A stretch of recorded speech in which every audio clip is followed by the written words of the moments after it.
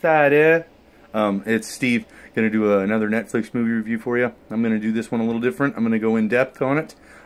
So there will be spoilers. I'm gonna be reviewing the show Altered Carbon. So if you haven't seen it yet, don't do this. If you're kind of interested in what it's about, I'll try not to ruin too much for you, the surprises and the twists and stuff that they do. That being said, I just wanted to not feel rushed because I try and do the things under a minute, and sometimes I feel like I'm talking too fast. So that being said, we're going to try this.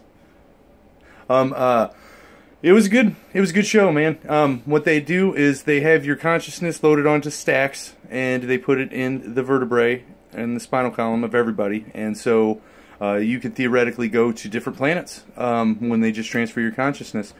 It's hard to follow the first episode, but once it clicked, I mean, it all really clicked. You know, the guy's been through 6 or 7 different sleeves and has been in jail. Jail time's a little different. They put you in a theoretical virtual reality room, which I thought was neat. It's called the Construct, and they construct it of whatever, you know, different for each human, but pretty much to get you to spill or interrogate, kind of forget what you're doing, kind of forget that you're in there, you know, kind of trick of the brain. I thought that was cool. I thought the whole consciousness on a disc was cool because I could totally see that being feasible. I don't think that's in the too far future, you know.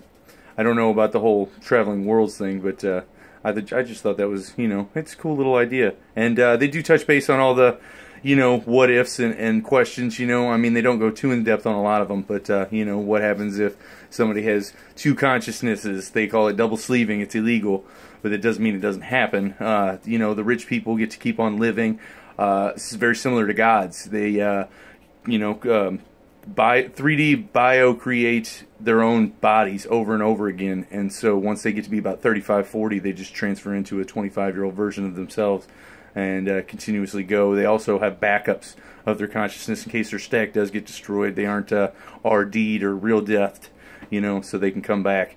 The whole show is based on a guy hires a rich investor guy hires somebody to figure out who murdered him, and he refuses to believe that, you know, he killed himself, and you know, who is it? Is it somebody close to him?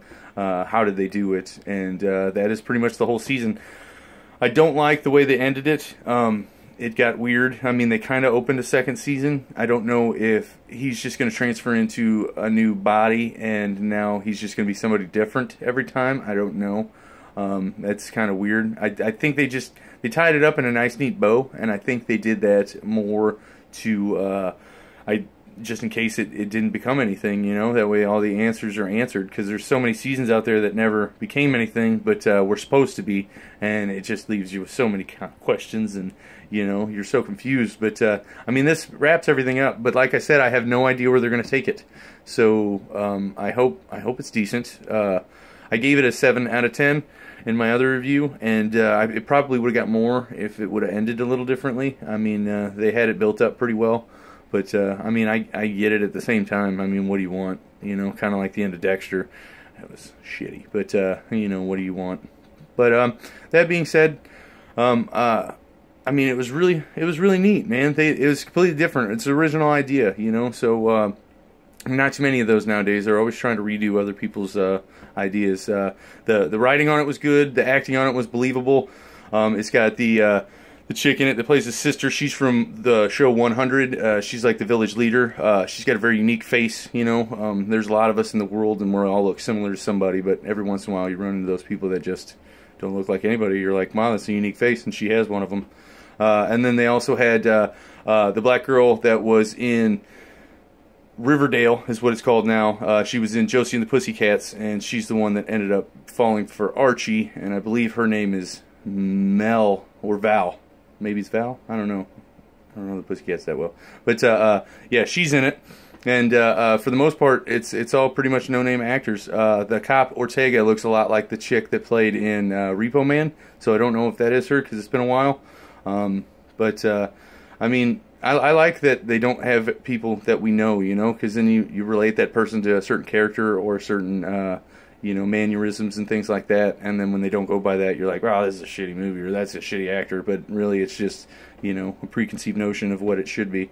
That's why I try not to read the backs of movies or anything like that. I get too caught up in guessing what the hell happens before the movie even starts, and I'm like, well, no, that was fun.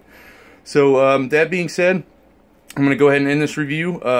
Thumbs up if you liked it. Comments, don't be afraid, subscribe.